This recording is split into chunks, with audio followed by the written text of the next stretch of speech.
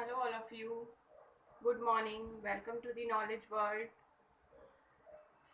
As you know, हम पढ़ रहे थे क्लास 12th बायो का चैप्टर 1 रिप्रोडक्शन इन ऑर्गेनिजम्स और उसी में हमने देख लिया था कि व्हाट इज़ रिप्रोडक्शन एंड उसके बाद हमने ये भी देख लिया था टाइप्स ऑफ रिप्रोडक्शन दो होते हैं एसेक्सुअल एंड सेक्सुअल। और एसेक्सुअल रिप्रोडक्शन डिटेल्स में हम देख चुके हैं कि what is asexual reproduction, difference between sexual asexual reproduction, और उसके बाद हमने देख लिया the types of asexual reproduction. As you can see here, today we will start with the sexual reproduction. Hello all of you. आज हम पढ़ेंगे about sexual reproduction. Sexual और asexual रिप्रोडक्शन को जैसे मैंने आपको बताया था कि asexual रिप्रोडक्शन में सिंगल पेरेंट होता है, जबकि सेक्सुअल रिप्रोडक्शन में दो पेरेंट्स जो हैं मेल और फीमेल वो मिलकर रिप्रोडक्शन का प्रोसेस कंप्लीट करते हैं। तो व्हाट इज सेक्सुअल रिप्रोडक्शन? अगर हमें डेफिनेशन देनी होगी तो हम कहेंगे when two parents of opposite sex male and female participate in reproduction process and also involve the fusion of male and female gametes, it is called sexual reproduction. वो process जिसमें दो डिफरेंट ऑपोजिट सेक्स के participant mail और female आकर participation करते हैं और वो क्या करते हैं, गैमीट्स का फॉर्मेशन करते हैं। मेल और फीमेल गैमीट्स बनते हैं, उन गैमीट्स का फ्यूजन होता है और उससे न्यू ऑफस्प्रिंग का प्रोडक्शन होता है। इस तरीके का जो रिप्रोडक्शन होता है this is known as sexual reproduction. देखिए हमने पढ़ा था कि ये सेक्सुअल रिप्रोडक्शन में जो ऑफस्प्रिंग बनती है वो बिल्कुल अपने पेरेंट की सिमिलर होती हैं, उन्हें हम क्लोन कहते हैं। लेकिन यहाँ सेक्सुअल रिप्रोडक्शन में क्या होता है, offsprings are not the clones of their parents because of meiosis variation occur कि सेक्सुअल रिप्रोडक्शन के थ्रू जो ऑफस्प्रिंग्स बनती हैं वो बिल्कुल अपने पेरेंट्स की क्लोन नहीं होती, क्योंकि देखो उसमें कुछ कैरेक्टर अपने फादर से आ रहे हैं, कुछ कैरेक्टर मदर से आ रहे हैं और दोनों का मिक्सड अप जो है कैरेक्टर्स वो ऑफस्प्रिंग में हमें देखने को मिलता है। और ऐसा क्यों होता है? क्योंकि सेल डिवीजन के टाइम मियोसिस होता है और मियोसिस की वजह से क्रॉसिंग ओवर होता है, जिसकी वजह से बहुत सारी विभिन्नता है, बहुत सारे वेरिएशंस जो है वो न्यू ऑफस्प्रिंग में हमें देखने को मिलते हैं। इसलिए सेक्सुअल रिप्रोडक्शन के थ्रू जो ऑफस्प्रिंग बनते हैं उन्हें हम क्लोन नहीं कह सकते। अब बात आती है देखो phases in sexual reproduction. Sexual reproduction को अगर हम स्टडी करते हैं तो हम उसे 3 फेज में जो है डिवाइड करके स्टडी कर सकते हैं। हमने लाइफ स्पेन पढ़ा था, स्टार्टिंग में हमने लाइफ स्पेन की डेफिनेशन दी थी कि the time between birth to the death of an organism, उसके बिटवीन का जो टाइम होता है that is known as life span. तो जब एक ऑर्गेनिज्म जन्म ले लेता है और वो मरता है, उसके बीच तक का जो लाइफ स्पेन का टाइम है उसमें वो डिफरेंट डिफरेंट फेजेस से गुजरता है, जिसमें वो रिप्रोडक्शन करता है, क्योंकि रिप्रोडक्शन जो है वो करना ही होता है ऑर्गेनिज्म को अपनी स्पीशीज को आगे बढ़ाने के लिए। तो पहला स्टेज होता है प्री रिप्रोडक्टिव फेज, जिसमें ऑर्गेनिज्म बर्थ के बाद डेवलप होता है, उसके अंदर मेच्योरिटी आती है, रिप्रोडक्टिव ऑर्गन मेच्योर होते हैं। तो अगर ह्यूमंस और एनिमल्स के कॉन्टेक्स्ट में बात करें तो उसे हम कहते हैं जुवेलाइन फेज। और अगर प्लांट के कॉन्टेक्स्ट में बात करें जिसमें फ्लावर के आने से पहले रूट स्टेम शूट का फॉर्मेशन होता है, उसे तब प्लांट के कॉन्टेक्स्ट में इसे कहते हैं वेजिटेटिव फेज। अब इस फेज के बाद सेकेंड फेज आती है रिप्रोडक्टिव फेज, जिसमें क्या होता है जो ऑर्गेनिज्म वो मेच्योर हो जाते हैं, उसके रिप्रोडक्टिव ऑर्गन मेच्योर हो जाते हैं और वो इस फेज में रिप्रोडक्शन करने के लिए पूरी तरह से तैयार होते हैं। एंड रिप्रोडक्टिव फेज के बाद थर्ड फेज आती है हमारी पोस्ट रिप्रोडक्टिव फेज, जिसे हम सेंसिसनेस या एजिंग भी कहते हैं, जिसमें धीरे धीरे ऑर्गेनिज्म का रिप्रोडक्शन करने की जो कैपेसिटी होता है वो कम होता जाता है और लास्ट में it ends with the death. तो पहले हम देखते हैं हमारा first phase that is pre reproductive phase, also known as जुवेलाइन phase. Time period between birth to complete reproductive maturity is known as जुवेलाइन फेज। वो टाइम पीरियड बर्थ के बाद से मेच्योरिटी आने तक का जो टाइम होता है उसे हम जुवेलाइन फेज कहते हैं। फॉर एन एग्जांपल अगर हम हमारा बात करें तो बर्थ से लेके 13 की एज तक हमारा जुवेलाइन फेज चलेगा। देखिए जो ड्यूरेशन होता है जुवेलाइन फेज का वो अलग अलग ऑर्गेनिज्म में अलग अलग होता है। जैसे मैंने अभी आपको एग्जांपल बताया कि ह्यूमंस में जो है हमारा जुवेलाइन पीरियड जो है वो 13 ईयर्स तक चल रहा है, बर्थ से लेके 13 तक, और उसके बाद रिप्रोडक्टिव मेच्योरिटी जो है वो आने लगती है। तो हम ये कह सकते हैं कि duration of juvenile phase is variable in the organisms. अलग अलग ऑर्गेनिजम्स में अलग अलग होता है। जैसे हमें 13 ईयर्स हो गया, किसी ऑर्गेनिज्म में 1 मंथ ही होता है, 1 मंथ में के बाद they are active to reproduce, किसी में 6 मंथ होता है, अलग अलग किसी में 1 साल होता है। तो ये जो जुवेनाइल फेज है ये अलग अलग ऑर्गेनिज्म में अलग अलग होता है। आगे कहा गया it is known as vegetative phase in plant. Juvenile phase को अगर हम प्लांट के कॉन्टेक्स्ट में बात करते हैं तो प्लांट के कॉन्टेक्स्ट में इन्हें कहते हैं हम वेजिटेटिव फेज। मतलब फ्लावर के डेवलपमेंट के पहले प्लांट का जो रूट का, शूट का, लीव्स का डेवलपमेंट होता है उस फेज को हम कहते हैं वेजिटेटिव फेज। एंड उसके बाद फिर उसके बाद फ्लावर बनता है और सेक्सुअल रिप्रोडक्शन का प्रोसेस प्लांट्स में होता है। नेक्स्ट फेज आती है हमारी reproductive phase. In this phase organisms are ready to reproduce. जब जुवेनाइल फेज में ऑर्गेनिजम्स मैच्योर हो जाते हैं, मैच्योरिटी आ जाती है, तो रिप्रोडक्टिव फेज वो फेज है जिसमें सभी ऑर्गेनिज्म रिप्रोडक्शन करते हैं। नेक्स्ट फेज आती है एजिंग, जिसे हम पोस्ट रिप्रोडक्टिव फेज कहते हैं। इसमें क्या होता है, इन this phase organisms grow old. धीरे धीरे रिप्रोडक्शन की जो कैपेसिटी वो कम होने लगती है और ऑर्गेनिज्म एजिंग की तरफ बढ़ता है, ओल्ड होने लगता है, बुजुर्ग होने लगता है। अब जब एजिंग होती है तो बॉडी में क्या क्या चेंजेस होते हैं, हम कह सकते हैं कि क्या पैरामीटर्स है कि हम कह सकते हैं कि this organism going to be old. तो पहली बात तो होती है लॉस ऑफ रिप्रोडक्टिव कैपेसिटी। जैसे जैसे एजिंग की तरफ बढ़ता है ऑर्गेनिज्म, क्या होता है, उसकी रिप्रोडक्शन की कैपेसिटी जो है वो लॉस होती जाती है। सेकेंड आता है स्लोइंग ऑफ मेटाबॉलिज्म। मेटाबॉलिज्म का जो प्रोसेस है वो धीरे धीरे कम होता जाता है, डाइजेशन उसका कम होता जाता है, बॉडी की सारी फिजियोलॉजी की जो एक्टिविटी है वो स्लो होती जाती है। And finally leads to the death. और आखिरी स्टेज है जब जो ऑर्गेनिज्म है उसकी डेथ हो जाती है। देखो ट्रांजिशन बिटवीन दीज 3 फेजेस, ये जो 3 फेजेस हमने पढ़ी, juvenile phase, reproductive phase and ageing, जिसे हमने कहा था pre reproductive phase, reproductive phase and post reproductive phase, इनमें जब ट्रांजिशन होता है तो वो किस बेसिस पे होता है। पहला तो होता है हॉर्मोन्स। हॉर्मोन्स जो हमारी बॉडी में रेगुलेट होते हैं, सर्कुलेट होते हैं, वो हॉर्मोन्स कंट्रोल करते हैं हमारी तीनों फेजेस को। और अगर हम एक्सटर्नल फैक्टर की बात करें तो बाहर का जो हमारा एनवायरनमेंट है वो एनवायरमेंटल फैक्टर्स भी जो हैं कहीं ना कहीं इन तीनों हमारी फेजेस को इफेक्ट करते हैं।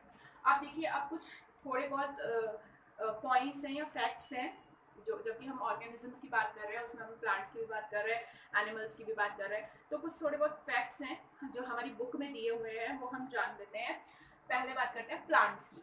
देखो यहाँ कहा गया, हमारी बुक में कहा गया प्लांट्स जो है 3 तरीके के होते हैं on the basis of their growth. अगर हम बात करते हैं, पहले होते हैं एनुअल प्लांट। एनुअल से जैसे हमें नाम से समझ में आ रहा है कि इनमें क्या होता है, पूरा इनका डेवलपमेंट, रिप्रोडक्शन और फिर इनका एजिंग पीरियड, ये कंप्लीट करने में इन्हें 1 साल लगता है। 1 साल में इनका पूरा प्रोसेस कंप्लीट हो जाता है। इनका पूरा हम कह सकते हैं लाइफ स्पेन, लाइफ साइकिल ये अपनी कंप्लीट कर लेते हैं 1 साल में। ऐसे प्लांट्स कहलाते हैं एनुअल प्लांट्स। इनके कुछ एग्जाम्पल दिए हुए हैं जो हमें ध्यान रखने हैं, व्हीट, राइस, पी एक्सेट्रा। इनका जो पूरा लाइफ साइकिल है वो विद इन 1 ईयर, और किसी किसी प्लांट में तो 1 ईयर से भी कम होता है। जैसे पी में, पी जो है अपना पूरा लाइफ साइकिल 3 महीने में ही कंप्लीट कर लेता है। तो विद इन 1 ईयर वाले जो प्लांट आते हैं they are known as annual plants. Second आते हैं बाइनियल प्लांट्स। बाय से आपको पता है बाय जहाँ जाता है वो 2 हो जाता है। मतलब ऐसे प्लांट्स जो अपना पूरा लाइफ साइकिल 2 साल में कंप्लीट करते हैं। 1 साल में उनमें वेजिटेटिव ग्रोथ होगी, शूट, रूट, स्टेम जो है उनका डेवलपमेंट होगा, लीफ का डेवलपमेंट होगा, और नेक्स्ट ईयर में उनमें फ्लावर आएंगे और रिप्रोडक्शन का प्रोसेस होगा। तो ऐसे प्लांट्स जो कि 2 साल में अपना लाइफ साइकिल कंप्लीट करते हैं they are known as biennial plants, और इसके एग्जांपल हैं कैरेट, कैबेज। नेक्स्ट आता है थर्ड, पेरिनियल प्लांट्स। ऐसे बहुत सारे प्लांट्स होते हैं जो 2 से ज़्यादा साल लेते हैं अपना लाइफ साइकिल कंप्लीट करने में। तो दोज प्लांट्स जो कि 2 से ज़्यादा ईयर में अपना लाइफ साइकिल कंप्लीट करते हैं, 3 साल भी ले सकते हैं, 4 साल भी ले सकते हैं, तो ऐसे प्लांट्स को हम रखते हैं पेरिनियल प्लांट्स की कैटेगरी में। इसमें एग्जांपल है बैम्बू, मैंगो, कोकोनट। ओके, अब ऐसे ही हम एनिमल्स की बात कर लेते हैं। देखो यहाँ हम रिप्रोडक्शन पढ़ रहे हैं तो हम एनिमल्स को उसी बेसिस पे कैटेगराइज कर रहे हैं कि देखिए animals on the basis of breeding, reproduction करने के बेसिस पे हम एनिमल्स को 2 कैटेगरी में डिवाइड कर सकते हैं। As you can see there seasonal breeders and continuous breeders. कुछ ऐसे एनिमल्स होते हैं, सी एनिमल वर्ल्ड में कुछ ऐसे एनिमल्स होते हैं जो कि एक पर्टिकुलर सीजन में ही मैटिंग के लिए तैयार होते हैं, रिप्रोडक्शन के लिए तैयार होते हैं। एक सीजन होता है उनके रिप्रोडक्शन का जिसमें वो रिप्रोडक्शन करते हैं और बाकी टाइम जो है वो इनएक्टिव रहते हैं, उनमें रिप्रोडक्शन का कोई प्रोसेस नहीं होता। जैसे कि हम सुनते हैं, हम देखते हैं कि जब बारिश आती है तो मोर जो है वो नाचने लग जाता है। क्यों? क्योंकि वो उसका रिप्रोडक्शन का टाइम होता है। तो रेनी सीजन में रिप्रोडक्शन का प्रोसेस करते हैं और आफ्टर बाकी के जो महीने होते हैं उसमें वो अपना नॉर्मल एक्टिविटी करते हैं। और कुछ ऐसे ऑर्गेनिजम्स होते हैं जो कि पूरे साल भर रिप्रोडक्शन के लिए एक्टिव रहते हैं। कंटिन्यूस ब्रीडर का मतलब ये नहीं कि भाई वो साल भर हर महीने ही बच्चे पैदा कर रहे हैं, नहीं, इसका मतलब कि भाई वो पूरे साल भर एक्टिव रहते हैं, कभी भी जो है वो रिप्रोडक्शन कर सकते हैं। तो देखिए डेफिनेशन की अगर हम बात करते हैं, पहला आता है seasonal breeders, reproduce during certain season और टाइम पीरियड ऑफ लाइफ। ऐसे ऑर्गेनिजम्स जो कि एक सर्टेन सीजन में, जैसे मैंने पिकॉक एग्जांपल दिया, रेनी सीजन में करते हैं। कुछ ऑर्गेनिज्म है जो विंटर सीजन में रिप्रोडक्शन करते हैं। तो ऐसे ऑर्गेनिज्म जिनमें सेक्सुअल मेच्योरिटी आती है और पर्टिकुलर एक सीजन के अंदर ही क्या कर रहे हैं, रिप्रोडक्शन करते हैं अपनी लाइफ के। उस टाइम पे वो मेच्योर होते हैं, उनमें सेक्सुअल एक्टिविटी होना स्टार्ट होती है और रिप्रोडक्शन होता है। ऐसे ब्रीडर्स को कहते हैं हम सीजनल ब्रीडर्स। इनमें एग्जांपल दिए हुए हैं हमें fish, frog, non primate mammals and birds. अब ये क्या है, ये प्राइमेट क्या वर्ड आ गया भाई नया। देखो जो मैमल्स हैं, हमने मैमल्स पढ़े थे 11th में कि हाईएस्ट कैटेगरी ऑफ ऑर्गेनिज्म होता है। लेकिन अब मैमल्स का आपको पता है, मैमल्स में मैमल्स की कैटेगरी की मैमल्स जो है ये क्या करते हैं, इनकी मैमरी ग्लैंड्स होती है, ये बेबीज को बर्थ देते हैं, ठीक है। तो मैमल्स में पता है कि बेबी का फॉर्मेशन जो होता है वो फीमेल की बॉडी के अंदर होता है। तो फीमेल की बॉडी से जो ऑफ स्प्रिंग है उसको न्यूट्रिशन या फूड कैसे मिलता है, थ्रू प्लेसेंटा। हमें पता है, जैसे हम हिंदी में नाल कहते हैं, प्लेसेंटा के थ्रू मदर और बेबी का जो है कनेक्शन रहता है। तो कुछ मैमल्स देखो ऐसे होते हैं जिनमें प्लेसेंटा बनती है, कुछ मैमल्स ऐसे होते हैं जिनमें प्लेसेंटा का फॉर्मेशन नहीं होता है। तो मैमल्स को हम उस बेसिस पे भी दो कैटेगरी में डिवाइड कर सकते हैं। तो ऐसे मैमल्स जिनमें प्लेसेंटा का फॉर्मेशन नहीं होता है, उन मैमल्स में क्या होता है, सीजनल ब्रीडिंग होती है। एक सीजन में वो एक्टिव होते हैं और रिप्रोडक्शन करने के बाद बाकी टाइम पे इनएक्टिव हो जाते हैं फॉर द रिप्रोडक्शन। अगर कंटिन्यूस ब्रीडर की हम बात करते हैं तो they reproduce through complete year, ये पूरे साल रिप्रोडक्शन करने के लिए केपेबल होते हैं। इसका मतलब नहीं कंटिन्यू कर रहे हैं, बट ये कभी भी पूरे साल में कर सकते हैं, इनका कोई पर्टिकुलर रिप्रोडक्शन का सीजन नहीं होता है, जैसा कि ह्यूमंस। इसमें एग्जांपल आते हैं बर्ड्स होते हैं and primate mammals. Primate mammals जैसे मैंने आपको बताया कि वो मैमल जिनमें प्लेसेंटा बनती है। तो इसमें एग्जांपल आते हैं ह्यूमंस, मंकीज, एप्स, ये सब प्राइमेट मैमल्स के एग्जांपल है। देखिए बच्चों, अभी हमने बात की थी किस बारे में, हमने बात की थी अभी animals on the process of breeding. दो तरीके के होते हैं, कंटिन्यूअस ब्रीडर और सीजनल ब्रीडर। उसमें देखो एक चीज़ रह गई थी जो मैं आपको बताना चाह रही थी, सीजनल ब्रीडर और कंटिन्यूअस ब्रीडर दोनों में हमने देखा कि उनके एग्जाम्पल में कंटिन्यूअस ब्रीडर में भी बर्ड बता रखा है और सीजनल ब्रीडर में भी बर्ड बता रखा है ना। तो ऐसा आपके दिमाग में क्वेश्चन आना चाहिए कि मैम दोनों में ही जो है ये कैसे है, बर्ड को क्यों एग्जांपल दिया है। देखो सीजनल ब्रीडर में जो बर्ड्स हैं, तो कुछ ऐसे बर्ड्स होते हैं जो एक पर्टिकुलर सीजन में ही क्या कर रहे हैं, रिप्रोडक्शन कर रहे हैं। जैसे मैंने आपको एग्जांपल दिया था पिकॉक का। लेकिन कंटिन्यूस ब्रीडर में क्यों रखा गया बर्ड को, क्योंकि आपको पता है पोल्ट्री फार्मिंग होती है जहाँ पर कमर्शियल लेवल पे एग्स का प्रोडक्शन होता है जिसे बाहर बेचा जाता है। जैसे कि पोल्ट्री फार्मिंग हो गई, हमारी मुर्गियों को पाला जाता है, उनसे अंडे लिए जाते हैं। तो उनसे जो एग लिए जाते हैं वो तो कंटिन्यू होते हैं। फार्म्स, बड़े बड़े फार्म्स में रोज़ जो है मुर्गियाँ अंडे देती है, फिर उनका आगे जो है सप्लाई होती है। तो देखो बर्ड्स, एक तो नॉर्मल बर्ड्स जो अंडे दे रही हैं वो एक सीजनल में देती है। कुछ बर्ड्स को हम कमर्शियली लेवल पे उनसे एग्स का प्रोडक्शन करते हैं। तो इसलिए बर्ड्स को दोनों में रखा गया है कि हम उनमें कंटिन्यूस ब्रीडिंग भी करवा सकते हैं और नॉर्मल सीजनल ब्रीडिंग भी उनमें होती है। आप देखिए एक और फैक्ट, एक और कुछ साइकिल हमारी बुक में दिया हुआ है, reproductive cycle in females of placental mammals. हमने बात की कि भाई ऐसे मैमल होता वो सीजनल ब्रीडर होते हैं जिनमें प्लेसेंटा होता है, जिनमें हमने एग्जाम्पल या मंकीज का, एप्स का, ह्यूमंस का, उनमें प्लेसेंटा होता है, दे आर कंटिन्यूस ब्रीडर। अब देखो जो फीमेल के अंदर ही प्लेसेंटा बनता है, तो फीमेल्स के अंदर जो प्लेसेंटल मैमल्स की फीमेल्स होती हैं उनमें दो तरीके का रिप्रोडक्टिव साइकिल चलता है। हम कह सकते हैं कि दो तरीके से डिफरेंट साइकिल की फॉर्म में उनमें रिप्रोडक्शन का प्रोसेस चलता है। तो वहाँ ये हमें यहाँ बता रखा है कि देखो प्लेसेंटल मैमल्स में रिप्रोडक्टिव साइकिल दो तरीके का होता है, as you can see here, oestrus cycle and menstrual cycle. इसमें ओ इज साइलेंट, इसको कहते हैं ईस्ट्रस साइकिल और मेंस्ट्रुअल साइकिल। तो हम इनके बारे में समझ लेते हैं कि ये दोनों साइकिल्स क्या हैं। पहले बात करते हैं ईस्ट्रस साइकिल की।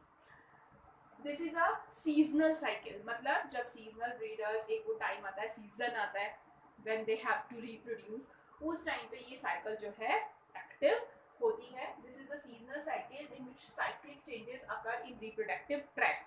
ऐसी फीमेल्स जिनमें ईस्ट्रस साइकिल होती है, जो पर्टिकुलर सीजन में रिप्रोडक्शन कर रही है, उनमें उस रिप्रोडक्शन के टाइम पर ये साइकिल एक्टिव होता है। उस टाइम पे उनके रिप्रोडक्टिव ट्रैक में, उनके रिप्रोडक्टिव ऑर्गन में चेंजेस आने लगते हैं फीमेल के, और उस टाइम पे वो क्या होती हैं, सेक्सुअली एक्टिव हो जाती हैं, जिससे वो रिप्रोडक्शन कर सके।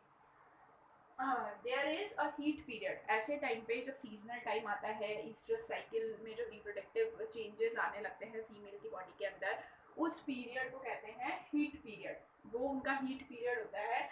उस टाइम पे वो जो फीमेल होती हैं, दे आर हाई सेक्सुअल, ये उनकी हाई सेक्सुअल एक्टिविटी होती है, they are highly activated for doing reproduction. उस टाइम पे वो रिप्रोडक्शन के लिए कंप्लीटली तैयार पीरियड होगा। इस टाइम पे वो ऑर्गेनिजम्स रिप्रोडक्शन कर सकते हैं। थर्ड पॉइंट यहाँ आया कि एंडोमेट्रियम रीअब्सॉर्ब कंसेप्शन डजंट अकर। अब ये क्या चीज आ गई भाई? नहीं, देखो क्या होता है, कंसेप्शन मीन्स फर्टिलाइजेशन। मेल के गैमीट आते हैं, फीमेल के गैमीट आते हैं, फर्टिलाइजेशन होता है, उसके बाद प्रेगनेंसी स्टार्ट होती है, हमें पता है। तो ऐसा टाइम इसमें क्या होता है, जब फीमेल हीट पीरियड में है, रेडी है रिप्रोडक्शन के लिए, और उस टाइम पे मेल गैमीट्स जो है वो नहीं आ रहे, और फीमेल के बॉडी के अंदर क्या हो रहा है, फर्टिलाइजेशन नहीं हो रहा, कंसेप्शन नहीं हो रहा। तो हम डिटेल में भी पढ़ेंगे, ये हमारे थर्ड चैप्टर में है पूरा, female reproductive male reproductive structure. तो देखो फीमेल में कहाँ पे प्रेगनेंसी स्टार्ट होती है, उसकी यूट्रस में स्टार्ट होती है। तो ये एक मैंने यूट्रस का डायग्राम बनाया हुआ है। जो यूट्रस होता है उसकी 3 वॉल होती है, वो 3 वॉल से बना हुआ होता है, outer wall, outer wall, middle wall और इनर वॉल। 3 लेयर का यूट्रस बना हुआ होता है। जो आउटर वॉल होती है that is known as perimetrium, outer wall को कहते हैं पेरीमेट्रियम। मिडिल वॉल होती है जो कि थोड़ी सी थिक होती है, मसल्स की बनी हुई होती है, that is known as myometrium. और सबसे इंटरनल लेयर जो होती है यूट्रस की, that is known as endometrium. अंदर वाली है तो एंडोमेट्रियम कहते हैं। तो यहाँ ये जो एंडोमेट्रियम होती है, यहीं पर क्या है, जो जाइगोट बनता है वो इम्प्लांट होता है, और उसका डेवलपमेंट जो है प्रेगनेंसी पीरियड जिसे हम कहते हैं, वो स्टार्ट होता है। तो जब फीमेल हीट पीरियड में है, उस टाइम पे कंसेप्शन नहीं हो रहा है, फर्टिलाइजेशन नहीं हो रहा है, और प्रेगनेंट नहीं है, तो ऐसे टाइम पे क्या होता है कि इनकी जो ये सबसे इनर वॉल है एंडोमेट्रियम, ये शेड ऑफ नहीं होती, इनकी बॉडी में ही एंडोमेट्रियम को एब्जॉर्ब कर लेती है। एंडोमेट्रियम रीअब्जॉर्ब, बॉडी में ही एब्जॉर्ब कर लेती हैं, बॉडी के बाहर ये कुछ भी नहीं निकालती हैं। भाई एक्टिव थी, अब रिप्रोडक्शन नहीं हुआ, तो फिर ये वापस नॉर्मल हो जाती हैं, इन पर ऐसा कोई इफेक्ट नहीं पड़ता है। और इस ईस्ट्रस साइकिल की जो फीमेल्स हैं उनमें रिप्रोडक्शन का मेन मोटिव क्या होता है, only to do the reproduction. मतलब सिर्फ इनकी जो फीमेल्स है, ये से जो ऑर्गेनिज्म है जो ईस्ट्रस साइकिल दिखाते हैं, उनका मोटो यही है कि इन्हें रिप्रोडक्शन करना है और अपने नंबर ऑफ स्पीशीज को बढ़ाना है, ये मोटो होता है। हम ये कह सकते हैं कि जो ईस्ट्रस है वो मोस्टली किस में देखने को, सीजनल ब्रीडर्स के अंदर देखने को। अब सेकेंड साइकिल जो आया, जो प्लेसेंटल मैमल में हमें देखने को मिलता है, दैट इज मेंस्ट्रुअल साइकिल। ठीक है, मेंस्ट्रुअल साइकिल क्या होता है, this is the monthly cycle. इसमें क्या होता है, एवरी मंथ फीमेल जो है, हमने पढ़ा था कंटिन्यूस ब्रीडर में कि हमेशा जो है वो तैयार होता है रिप्रोडक्शन के लिए। तो मेंस्ट्रुअल साइकिल जिन फीमेल्स में होती है उनमें females every time they are ready to reproduce, तो एवरी मंथ ये साइकिल चलती है, this is the monthly cycle, जिसमें एवरी मंथ साइक्लिक चेंजेस होते हैं फीमेल की बॉडी में, रिप्रोडक्टिव ट्रैक में, और अगर कॉपुलेशन हो जाता है तो प्रेगनेंसी स्टार्ट हो जाती है, और फर्टिलाइजेशन नहीं होता, कॉपुलेशन नहीं होता, तो फिर एवरी मंथ वो जो ओवम बना वो शेड ऑफ होके बॉडी से बाहर निकल जाता है, जिसे हम मंथली साइकिल या मेंस्ट्रुअल साइकिल कहते हैं। देखिए मंथली साइकिल है, एवरी मंथ फीमेल की बॉडी में रिप्रोडक्टिव चेंजेस होते हैं, there is no heat period in organism, यहाँ पे कोई पर्टिकुलर सीजन में हीट पीरियड नहीं होता, पूरे साल फीमेल जो है they are ready to reproduce, हमेशा वो रिप्रोडक्शन कर सकती हैं। Third part of endometrium shed off, अब ये मैंने ह्यूमन के यूट्रस का स्ट्रक्चर दिखाया हुआ है आपको, तो इसमें क्या होता है, जो मेंस्ट्रुअल साइकिल शो करने वाली फीमेल्स होती है इनमें एवरी मंथ आपको पता है कि पीरियड टाइम आता है, तो उसमें क्या होता है, ये जो एंडोमेट्रियम है ईस्ट्रस साइकिल वाली फीमेल्स उसको अपने अंदर ही एब्जॉर्ब कर रही थी, तो उनमें जो ये एवरी मंथ का पीरियड का प्रॉब्लम होता ही नहीं है। लेकिन मेंस्ट्रुअल साइकिल वाली फीमेल्स में क्या होता है कि ये जो एंडोमेट्रियम की इनर लेयर है, अगर फर्टिलाइजेशन नहीं होता पूरे मंथ में बनती है, और फिर उसके बाद ये टूट कर विजाइना के थ्रू यहाँ से बॉडी से बाहर निकाल दी जाती है, अगर फर्टिलाइजेशन नहीं होता और प्रेगनेंसी स्टार्ट नहीं होती है। तो मेंस्ट्रुअल साइकिल जिन फीमेल्स में होता है उनमें पार्ट ऑफ एंडोमेट्रियम जो है वो एवरी मंथ शेड ऑफ होती है, बॉडी से बाहर निकलती है, जिसको हम मेंस्ट्रुअल साइकिल कहते हैं। और ऐसी फीमेल्स में रिप्रोडक्शन या कॉपुलेशन का जो मोटिव है वो सिर्फ रिप्रोडक्शन नहीं करना होता, भाई रिप्रोडक्शन तो करना ही है, लेकिन इनमें मोटिव होता है इंजॉयमेंट के लिए भी सेक्सुअल एक्टिविटी जो है वो ऐसे फीमेल्स में की जाती है। Hope this difference between estrus and menstrual cycle is clear to you.